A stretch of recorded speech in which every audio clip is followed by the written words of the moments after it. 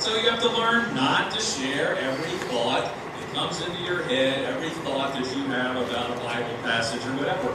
Make it a game. Learn to draw others out. Another great verse in Proverbs, I kind of know it by heart, but every now and then it's good to read it exactly. It says, the purposes in the human mind are like deep water, but the intelligent will draw them out. It says the purposes or the thoughts of a man are like a deep well, but a man of understanding will draw them out. It's great to be able to learn to ask the right questions to draw somebody out, to get them to be able to share. The Road to Daybreak again talks about the need to hear God's small, gentle voice speaking beyond the noisy place of life. So some of us need to learn to keep quiet.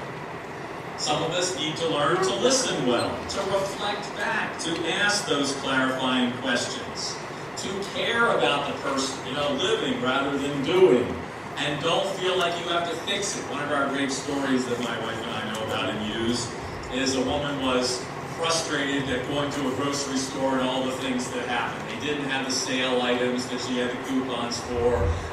They had things out of place. They put the wrong things in her cart. They tallied up the bill and it was wrong. And anybody ever had this experience? You go to the grocery store, all these things go wrong.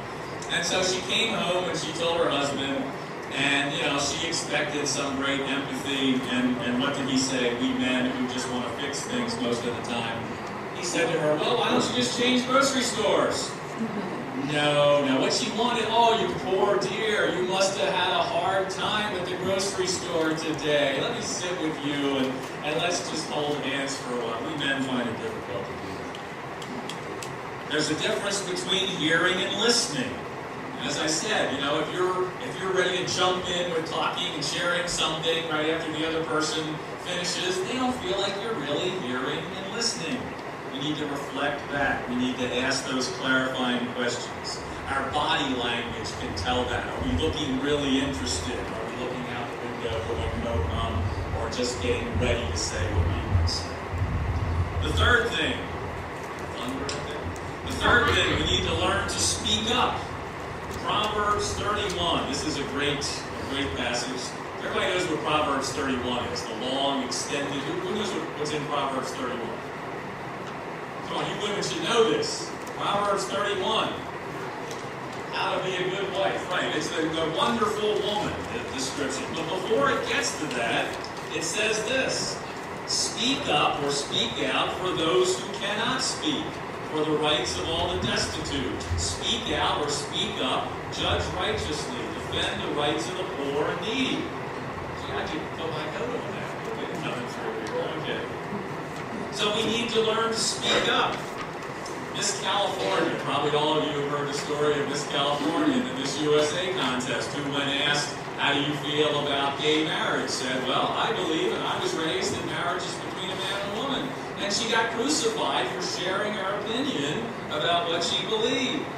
We can get afraid to speak up because we know what's going to happen. We know that the politically incorrect police are going to be out there. And we don't want to take on the big guns who may attack us and criticize us. We need to learn to speak up or speak out.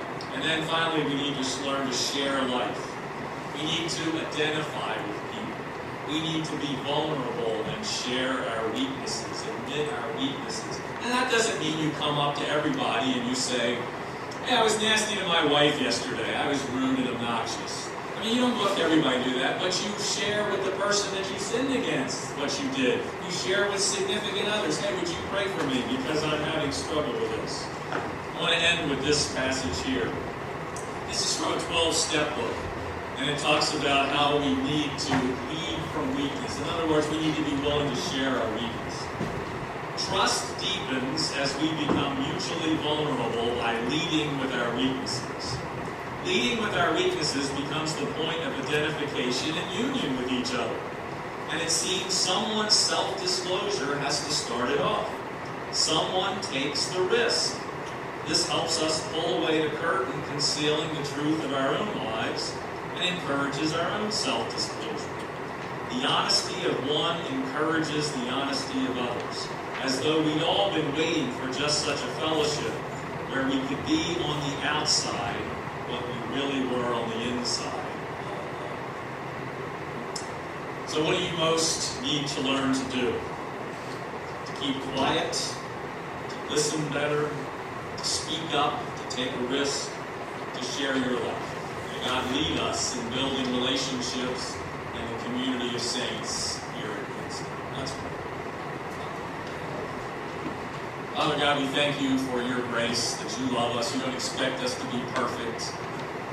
The only perfect people are the people who never say anything wrong or never make a mistake. They're the people buried in the cemetery across the street. So Lord, help us to speak up, to speak out, to take risks. Help us to seek to learn to listen better, to speak less, to talk less. Lord, help us as we build relationships with one another for your glory and honor and for the good of your kingdom in this place and beyond. And we ask it in the strong name of Jesus.